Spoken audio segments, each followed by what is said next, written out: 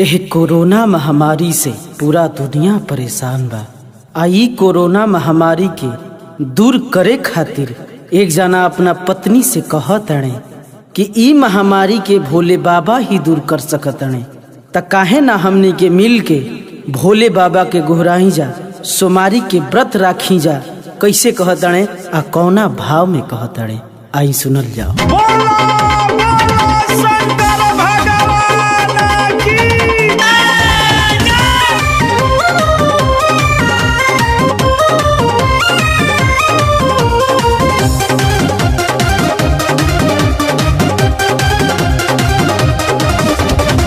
जलवया सो ढरिहा भूखिया सावन के सोमारी, जलब तू ढरिहा भूखिया सावन के सोमारी। ए धनिया दूर करी है, ए धनिया दूर करी है बाबा को रोना महामारी। ए धनिया दूर करी है बाबा को रोना महामारी। ए धनिया दूर करी है भोले बाबा को रोना महामारी।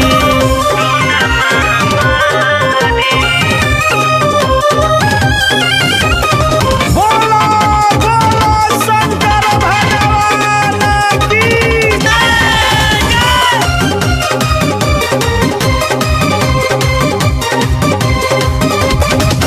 देर ना लगई है बाबा खोली है तीसरिया, दुनिया से मिटाई है कोरोना के साथ।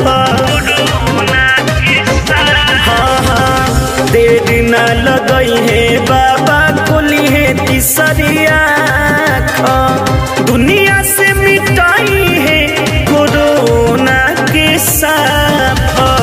बुझी है मजबूरी सब लोगन के लाचारी, बुझी है मजबूरी सब लोगन के लाचारी। ए धनिया दूर करी है, ए धनिया दूर करी है बाबा कोरोना महामारी। ए धनिया दूर करी है बाबा कोरोना महामारी। ए धनिया दूर करी है भोले बाबा कोरोना महामारी।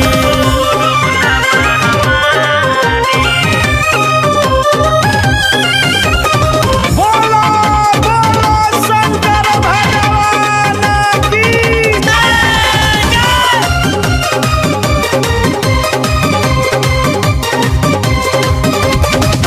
खैला बिना अब नहीं जानता हो मारी, पल में मिटाई है भोले बाबा भूख मारी।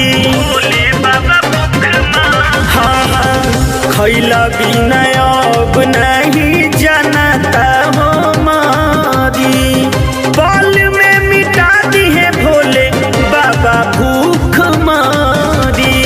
अनिल अजित कहेल हौवान चमत्कारी, अनिल अजित कहेल हौवान चमत्कारी।